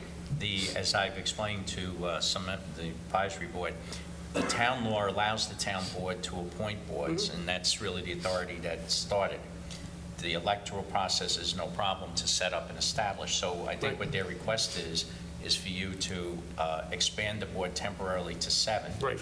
Well, actually permanently to 7. Absolutely. To appoint 3 people, so there would be a board of 7. Under your general authority is the town board, suburban town government. Right. Then the board would work out a structure as to how the election would take place. Absolutely. Because since it's an advisory board, it's not governed by defined things in the law. Like Right. if you were to hold an election for a town issue, the law has, you have to use the Board of Elections rolls, you have to Right. have ballot. You can be less formal in this situation. So I think that if the board agreed to expand it, and as an interim board, first step would be to kind of come up with a discussion of the process that you want to use. Yeah. Would it be by, a return card? Well, Would it we'd be an like- actual vote? Or have an Those are election down at the details we don't have to firehouse get into there where you tonight. guys are, or something like that. That's how we. That's how you did it originally. Yeah. Yeah, we would like to have exercise that in our sole discretion as to how it's voted on. But we would like to have everybody have access to the voting process. Yeah. Right. The thing is, there is precedent, though. 1991, they were voted on by Right. the members. Right. So this isn't like a new concept. We're just going back to the way Oh, it yeah. was It originally done. originally Take was a done look that back way, and see and how then it was after conducted that. then. That's how it started. Yes. Okay? Yep. And then a majority of those members were reappointed, and then new members were Yeah, I think- added along. Well, the community involvement in the mid-'90s kind of dropped off. So Yeah. I could see why people weren't voting at the time, because people weren't coming out, so things were just kind of getting done and no one really cared. Yeah. We have much more, we have an active community now, and we want to make sure everybody has a say. So we appreciate if you guys could recognize the board, and if I can give you the 3 names tonight. Well, could you send it to us? I mean, this is from the board took a vote, the Hillside Lake Advisory Board This is directly took from a the vote. advisory board. This is not from me, it's directly from the advisory board. Right, and they took a vote, and they just submitted to us, that'd be fine. Okay, so you guys will recognize the seven. I wouldn't want to do it tonight if you don't mind. I mean, it's kind of like you just hit had you known, I'd like to just look into it a little bit, but absolutely, I'd have no problem with the next special, next voting meeting. The work session was made into a voting meeting Yeah, tonight. so we could it'd do be it, 2 say, weeks. the first meeting, October 13th. First, October 13th? Yeah, that's be a special voting meeting. Okay, And that would be great, if you could just send us something, just a formal request, so we can make it part of the record. Absolutely. That would work out. okay. All right. Okay, the first part was leadership, the second part is guidelines. Is what? We're- is guidelines. I'm sorry if I talk too fast, I go a mile a minute, my apologies. We don't have clear guidelines as to what exactly the rights and responsibilities are of the advisory board. It makes sense because it was kind of thrown together in the 90s. The people there knew each other. It was kind of a handshake deal in Right. a way, which makes sense. I know Jack Schmidt takes on responsibilities that he's been taking on for 20 years, and there are issues pertaining to that too. But I mean, everybody's been working together for the last 20 years, and we want to make sure that we don't damage those relationships. Those relationships are important to the advisory board, and they're important to the town, and they're important to the Hillside Lake as a whole. So we want to make sure that we have a clear set guidelines that we follow, so that there's no more issues. Yeah. I know you've been getting peppered with emails. I've been peppered with emails also. Yeah. They're valid concerns, but there's no there's no doubt. there's no clear mode of conveying these concerns to you. Yeah. So, with these guidelines, they would enumerate all sorts of responsibilities that the advisory board would have, and the relationship that it would have with the town board. But it would specify the mode and the method of how to convey those ideas to you and have the town vote on them. Yeah, a while back, I'd gotten a letter from the secretary of the board concerned about an issue out there. I think it was back in June that we had gone back and forth. I mean, that to me is a viable way to do it, but if email needs to be done in the interim, I have no problem with that But either. I've worked with other boards that are advisory, not in this town, other towns, and I think if perhaps the advisory board gives the town board a few of their thoughts. You might also look at when the town board set up the Recreation Advisory Board, the statute has all, not, you know, there's, you can see, but there's guidelines, some general guidelines there, and we could weave it into the resolution of the town board recognizing the That's a good interim board idea. of 7. That's a great idea. We'd like to take all, you know, all the Pull help it we all can get. together. So I appreciate that. I know at a past meeting, about 2 or 3 months ago, the town engineer, I guess, indicated that people had emailed him several times and he wasn't sure who to respond to. Is that correct? Okay. So that, it would eliminate that confusion. Have the one, yeah, oh, that's Exactly. great. So we want to make sure we have a point person. Yeah. Like I said, I'm not on the advisory board. I'm not one of the 3 people. Oh, you're not? No, I'm not, unfortunately. That is I didn't make the cut. But we have a point person, someone would speak on behalf of the board. If they want me to continue speaking on behalf of the board, that works for me. Okay. But we like to have a clear-cut person, a clear-cut, maybe a time frame. Every 3 months, they can submit proposals, as opposed to you getting hit with emails. I know it slows down your Today, day. I wasn't on the computer probably for half an hour. The rest of the day was all tied up with other things, so, Okay. you know. And then people say, well, you don't respond, and sometimes I just don't get back to the computer.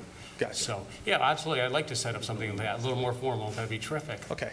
And those guidelines will be like bylaws or whatever we can call them. Whatever we want to It'll be a adopt, work in progress. It's something that the advisory board wants to work on, piece by piece. They would send it over to Tom Wood or whoever you would like to designate as a point person. Yeah. And we'd like your input, and Yeah. hopefully we could actually develop a real relationship here, Yeah, as no, opposed that'd be to great. some hostility or tension that might No, exist. yeah, but absolutely, because that does none of us any good. Absolutely. Yeah, terrific. All right. So You want to say to me, well, Ethel, you're the liaison to myself and Tom Wood, the 3 of us, send us the proposals, whatever you think. We'll kick it around, then we'll give it out to our board, give it back to your board. Get something like that going. okay. And just out of your from your opinion, the 7-member board, you guys don't see any issue with this, correct? Possibly. Not really, We'll no. hold off the record. Cover the mic. I mean, I can't think of any reason why not. I know sometimes Exactly. boards are a little more difficult the more members you have on it, but Okay. I don't see any issue with it. Sounds good. I appreciate your time. Thank you very much. Okay. Oh, by the way, I'm running for county legislator, everybody. Thank you. That wasn't appropriate. Okay. Motion to adjourn.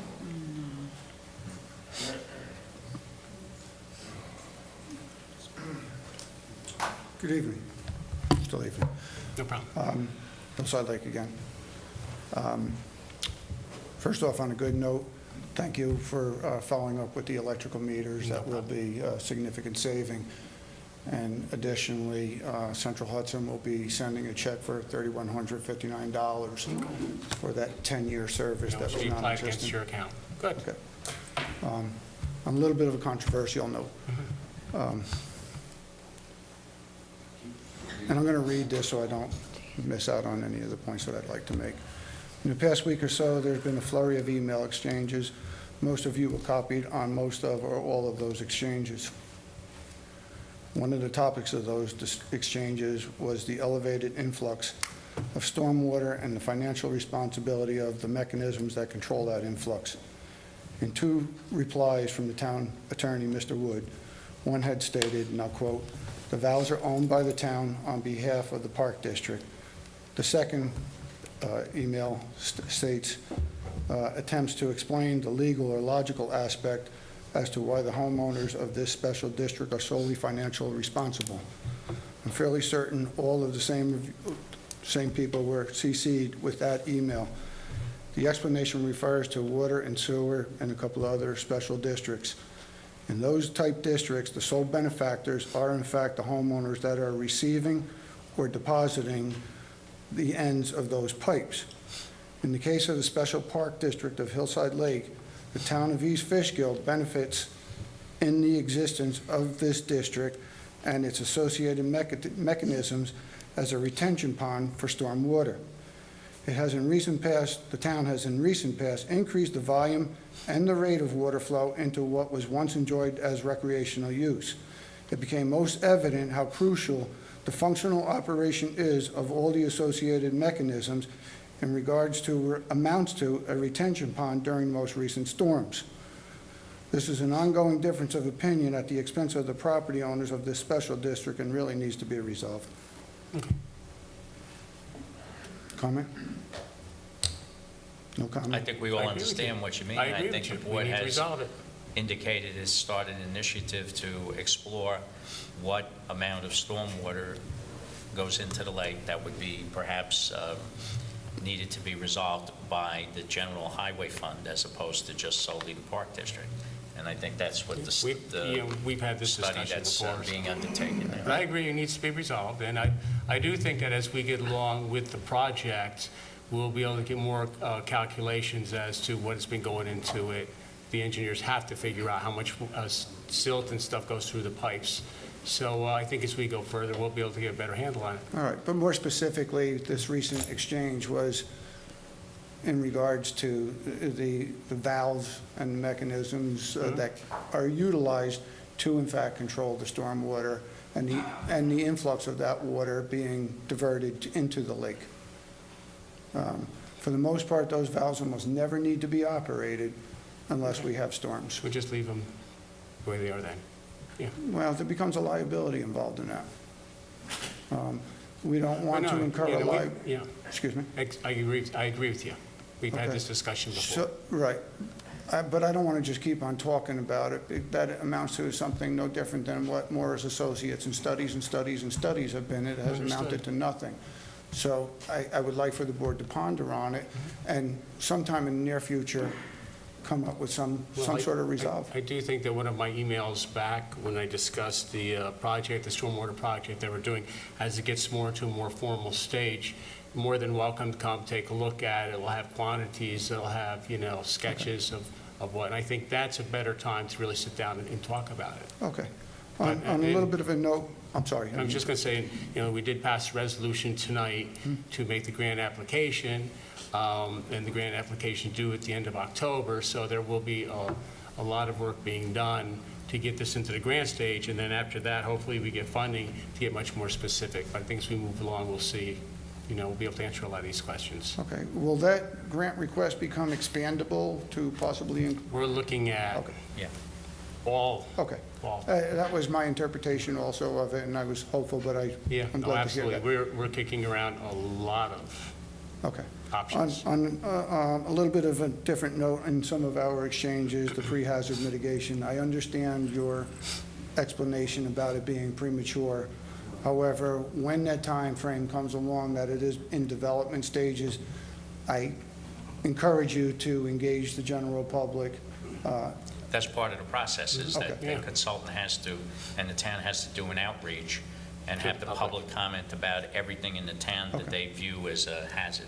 Okay, I mean, with the these... hazard mitigation grant? No, I'm sorry, that's going to be a big one. That'll be townwide. And lastly, there is huge erosion in the parking area from water runoff, and I doubt if anybody's brought it to your attention. I sent pictures, I think you saw them. Yeah, it goes down across. Yeah. Well, aside from the huge trench that's there now, as I had mentioned in that email, that goes back to May 27th that I had requested that culvert be rectified. I know you're busy now, but I I know guess... you said that to me the other day. It should have been done back in May. Yeah. Okay, thank you.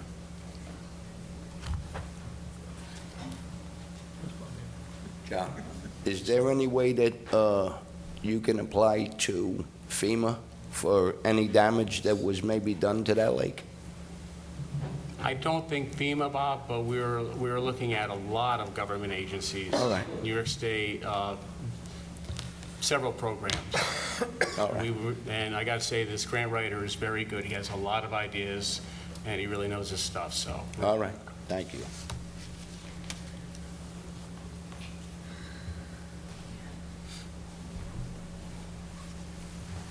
Hi. Did I say my name or something? Your name is? Christian. And so I had a question about like if someone was to play like music at their house. What's that, Christian? Could you speak into the mic more? Oh, Yeah. okay. Like if someone was like, this is just questions like. Throw it out there, Christian. All right, cool. Noise ordinance. All right, if someone was to have like music, like a band or something Yep.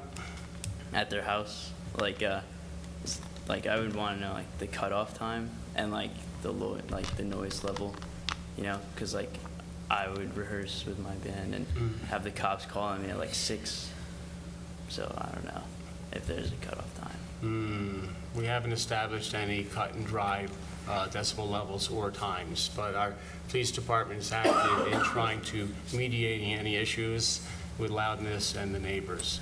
I think we really look at this point, just want everybody to be, I would say, considerate. All right. But I did have a rock band down the road from my house about 10 years ago, Christian, and I said, I'm glad I'm a quarter mile away, because I couldn't imagine being the neighbors. We really look for people to be considerate, and I think that's the biggest rule of thumb. Yeah. Okay. And also, I'm from John Jay, and I have like a paper. Do you need something We'll to sign sign or it. something? This guy can sign it. Do I just go? Just come on up, he can sign it. If anybody needs to sign, we can sign here. Make a motion to adjourn. Motion to adjourn, please. Make a motion to adjourn. Please. All those in favor say aye. Aye. Opposed? Motion carried. Thank you very much. See, you could have got this signed quicker if you didn't get up and talk. We weren't.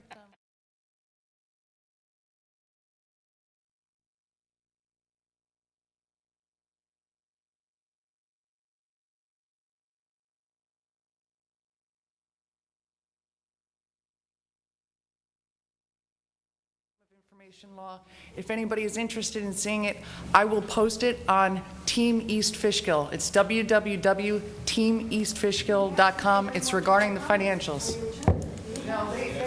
No, you could have spoke, you could speak. Speak, go ahead. Okay. All right. Real. Yeah, we can Motion to reopen the meeting? So moved. Second? Second. All in favor, say aye. Aye. Opposed? Meeting is now reopened. Bring Jen back. Bring Carol back in. Thank you. I don't believe that was intentional, but I think that when people want to come and speak, they should all be allowed to address the board. It's been an issue of mine for the many years I was an employee here that the residents have to come and speak after everything else is done. I don't understand why we, as the residents, aren't allowed to speak first. But that being that, Excuse me 1 second. The young lady and gentleman were coming up. Peter thought it was the end of the meeting. that's why I said I don't believe that that was intentional. Okay. And what I wanted to talk to you about tonight was your financial statements. I have concerns.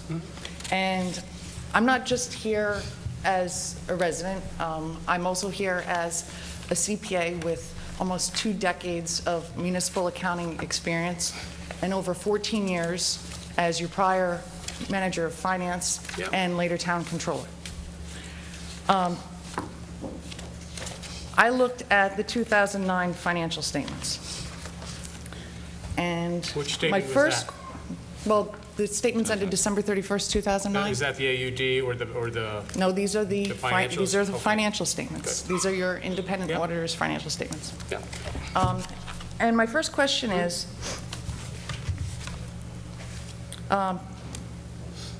just not to bore anyone with accounting, but when you close the books, you close the books on the year, that usually takes place in the beginning of the following year. Right. Because Up there to, are, say, March, by the time everything gets. right, there are Yeah. accruals that have to take place, Sure. payroll accruals, sales tax, a lot of numbers that we don't know beforehand. Right. Who closed the books on 2009? I believe that probably our financial, the acting controller with Okay. some help. So we went had, back and there we was a, redid- there was a clerk who was appointed to the position of acting controller. And she had some advisors working with her, but, And there was a you know, firm. I would just like to say 2 things I'd like to say, because obviously our controller can't be with us tonight because of an unfortunate Well, loss. this has nothing to do with him. Oh, no, This he is went long all the way before he was back. here. Oh, no, I know, but he has gone all the way back for the AUD to the 2009 financial statements. So I'm sure he could answer them well, but, you know, certainly you have the forum now. But if he was here, I think he would help us with how it happened. Does he also work for, or has he worked for Accounting Associates? Was he somehow, Excuse me? does he also work for Accounting Associates as well? Oh, Is yeah, he you know somehow- he's been with us on and off doing audits here, and he did our trend analysis, him and his, the boss from Accounting Associates, Rita Chili, she's a former controller. Yes. She worked for the Comptroller's Office, senior auditor for New York State Comptroller's Office for many years. She is actually the individual who, according to the state of New York, signed as the filer for your 2009, No, I what they realize call that. your AUD, your annual Right, update document. Yep. Okay. When I looked at your financial statements for 2009, Yeah. there was a section that has been included in the financial statements for almost 15 years, and it was missing. Legally, you don't have to put it in here. Yeah. But I always thought that in the interest of full disclosure, it's best to show people everything, good, bad, otherwise, the complete picture. Because with my background, I know what to look for. I know what's missing and what's there. But the average person doesn't know that there was actually another document. Right. When I read this, I had to go back and further request for the additional document. Right. What I found was rather disturbing. And I'll read to you from the document. This is from Cedar and Company. This is in regard to the internal controls, the audit of 2009. Yep. I underlined, there's quite a bit to it, but we identified a deficiency in internal control over financial reporting, described in Section 1, Finding 1, that we consider to be a significant deficiency in internal control over financial reporting. When you go to this section, Right. it says, during our audit, we recorded significant adjustments to the town's receivables, payables, and retainage liabilities. Right. The town's receivables, payables, retainage liabilities in the general, highway, capital projects fund were materially misstated. What material misstatement means in English is that when the financial statements were prepared, they were material misstated, which means the judgment of a reasonable person would have been impaired if they read the financial statements as they were prepared. But weren't you the controller and all that? No. The reason for this, according to the auditors, is that the year-end accruals were not recorded. Right. This is something that should have taken place in the beginning of 2010, Right, and I January, February, and March. Right. I was no longer the controller. Right. I was You removed left from the end office. of January, and then there was a This transition. actually had been addressed, and I think that had been looked back, and our controller, Mark Posniak, had gone back through all this. And there were some things that they thought would have been booked that weren't booked at the time. We had a discussion with the New York State Comptroller's Office about this, and on Wednesday, August 10th, the Examiner of Municipal Affairs from the Office of Local Government, State Comptroller, emailed us back, Mark and myself, thank you both for all of your help and your lightning speed. I have noted the cause of the adjustments that put the 2009 audit report on file. Their review is fine, they're fine with that, and then they said the review also of the 2010 audit AUD is complete. So I understand where you say there were concerns, but our concerns, what I'm understanding from my controller, was certain things weren't booked that would have been booked at that time. John, that is just so not true. May I finish? Please finish. And he has gone back through everything meticulously, I might add, and brought this up to the Comptroller's Office. The Comptroller's Office said that they're fine with it. I'll say for the record that in over 14 years of working here, I have never been involved in an audit that had a significant deficiency. This is the worst internal control response that I've seen in this town in over 15 years. And the fact that it was removed from the body of the financial statements, I believe, speaks volumes. It was Now, definitely- in addition to that, Can can you let me address finish? that point? No, well, you just made a statement. You should have the did say that opportunity. document does not necessarily have to be there. You just said that by choice, you always put it there. Simply, you say it's been removed, I think makes a statement. I know that you don't want to wait for the controller to be here. It No, appears, I mean, I wish Mark was here. so I he had could no go idea that he back. wasn't going to be here. Well, there was unfortunately, he had to I leave for a I loss. understand. And course. otherwise, he would be sitting here, and we could discuss this whole thing. You could certainly go on if you like, but again, the New York State Comptroller's Office, Mark and I discussed it. Everything has been worked out for the 2009, 2010 AUDs, but please feel free. To say that has all been worked out is just glossing over No, it's not some glossing over. some We of the answered all- statements of All fact. her questions, noting the cause of the adjustments, and put the 2,000, and I believe that you were talking about, here was adjustments you were talking about. Yeah, it's been corrected because it was corrected by your independent auditors. No, it was I went corrected. back- It was corrected by us, by our comptroller, back in May. These are the adjustments that were posted, I mean, the audit adjustments that were posted. There were 6 pages and over $2 million of errors that were corrected. The net result of these errors, the fund balance in the general fund was understated over $742,000. The Christine, highway fund balance was overstated $128,000. You know what? You were making accusations that really, I do feel the controller needs to be here to discuss. Well, what I don't understand, maybe you could explain. In '09, you were the controller. You were responsible for the books and records of the finances. This is an audit that took place in 2010 of the '09 books. Were you perhaps out of the room when I discussed the year-end accruals? The whole reason for this significant deficiency were that the year-end accruals were not posted. That is something that takes place in the following year. You can go back and you can look at every year that I sat as a town controller, every audit that I was involved in. There was nothing less than the top ratings for all audits. So I think my reputation speaks for itself. And I Well, but I think Moody's just re-rated the town, kept our rating based on the financial statement that you're alluding to, I mean, because I know you're saying we're there's borrowing issues. funds and, next week. This report was not in the financial statements. I think we should let the controller be here present to discuss it. I would sit down, and I am not doing this because the controller's not here. I would sit down and I would be glad to talk to the controller or any one of you at any time. Then I The don't think concern- we should continue this discussion until we're You are the able to board. have the No, controller here. but you're asking questions with documents. You that are the chief financial You were officer of the asking- town. I understand that, ma'am.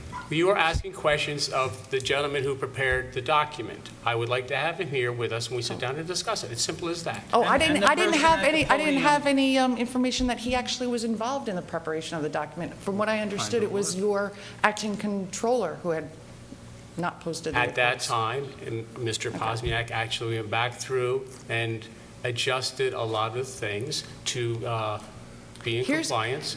But, you know. Here's my concern. What is your, I- yes. If My I con- can interrupt you for 1 second, I have to get this point in. You're addressing a question to the town board, and the town board should be responding. The town, unless it's a legal question, I don't believe the town attorney should be answering back unless it's a legal question. Okay, thank you. I would think the town attorney Here's is my welcome concern. to voice his opinion, but You're- yes. No, his You're- opinion, no. Legal opinion, yes. No, Not his personal opinion. Anyway. I'll But really, talk to Christine, anybody who no, wants really, to talk let's about it, have but Mark- let me let's have Mark tell in you, and sit down and talk let me about it. tell you what my concern is. Sure, absolutely. Your 2009 financial statements were not issued until December 22nd, 2010. It's the latest I've ever seen financials for this town ever delivered. Right. The problem with that is you've already set your budget for the next year. So even if you have adjustments, you're not aware of what your actual numbers are when you're planning for next year. So my question is, where are you at with the 2010 audit? Have you completed the audit? Do you know what your numbers are? Do you know if you have significant deficiencies? Yes, we're working on it. We have a date set for when the auditors are going to come in. Mr. Posniak has been working diligently on that, as he had been on the 2010 AUD, which he had to actually go way back to the 2009 AUD to reconcile. If you would really wait for the controller to be here, we can certainly discuss this. We can Again, discuss it I anytime, understand- but what's going to Excuse happen me? is you're No, you're going I'd into like- your budget cycle Yeah. and you don't know where you ended 2010. No, he'll be here tomorrow. I mean, I understand that there's a big urgency in your, right now. I don't see the urgency. I have full confidence in Mr. Posniak. Again, the state controllers got back to us. They said they're fine with our 2010 and 2009 AUDs. If you'd like to discuss the matter with the controller and myself and the board, I'd be happy with that. But tonight, Mr. Posniak cannot be with I'm us. discussing it with you as the chief financial I officer of the understand that. town. And you're asking specifics about acts that about things that Mr. Posniak did, and I cannot speak But I'm not. I'm not asking No, for you are. You're specifics asking I about did. I'm specific saying accounts. that You're asking how this was you need booked. to, I did not book them. you need Mr. to have Pos- your books closed. You need to have Oh, your I- audit completed. yes, You we have these are the things- the you- AUD You is talk about completed. fiscal responsibility. This should be a cornerstone of fiscal It is. responsibility. It is, To know and I where you're believe- at before you move forward. It is, and the comptroller's office seems to be fine with us. You obviously are not, and if you would... No, your independent auditors were not. Their report is the Yes. one that I'm And reading it's- from. Yes, and I'm This is talking about not- the state controllers that looked at it. We've reconciled everything. I know that doesn't satisfy you, but if you would just wait and talk with the comptroller, I think you would find everything is fine. I would like to know when your 2010 audit is going to be completed. It'll be completed. We will be starting, I haven't set a date for it, but it'll be... You haven't started it yet? No, we haven't started it yet. Oh. Okay. All right? You may shake your head, but the state comptroller's office is fine with everything. Mr. Posniak, unfortunately, Mr. Posniak can't be here tonight. I would be more than happy to sit down and discuss this matter with any members of the board, you and Mr. Posniak, anytime you wish. I would. I really would. And John, just think about why would you leave your audit so late? You know, Oh, you're no, the chief no. financial officer. You need these numbers. I know where This is my advice to the town board. Thank It's you. not because I'm running for office. Whoever's sitting there, you need to know what the numbers are before you go forward. You need accurate And I am information. fully confident in Mr. Posniak's number. You're not going to have it. You say We- you haven't started the audit yet. We've been working along diligently. We've been very busy. We had some, the AUDs. If anybody's No, interested I mean, in this information, I'm sorry that you take issue with Mr. Posniak's I work. don't know Mr. Posniak. But then You why keep don't you saying just that. sit down and speak with him? He is not the chief financial officer No, of the he is town. not. He is You my are. right-hand man. He is my controller, who I depend He's a- on, he's- who I sit down he's with a controller. twice a week He's a to go over. part-time controller. He is my right-hand person who I sit down with twice a week to go over where we are with the budget and what's going on. I'm fully confident in his abilities. I only ask that when you ask about how things were booked, you would sit down and talk with him also. That's... I don't have to ask. I have how things are booked. I have 6 pages of corrections that were serve made. you. You paid for this. This is your independent auditors telling you that you I have understand significant this. deficiencies. It's not me not liking Mr. And this is the New York Posniak. State Comptroller telling me that our 2009 to 2010 AUDs are correct. So, They were corrected, yes. yeah. You had prior period adjustments of over $1 million. Everything has been booked And I think correctly. the thing that disturbs me as an accountant and as a resident of this town is that it was removed from the financial statements. I think that's the most telling aspect of all this. Well, we shall discuss this with Mr. Posniak, and I hope you're at the next meeting when he can discuss this I'm with at you. every town board meeting. Not every, but I hope you'll be at the next one, and Mr. Posniak will be here, and we would certainly be happy to discuss it with you. If you wish, we could put it on the agenda, or you can Oh, no, set just a be here. time. Just be here. We'll be happy to discuss it with you, really. Sure. Okay?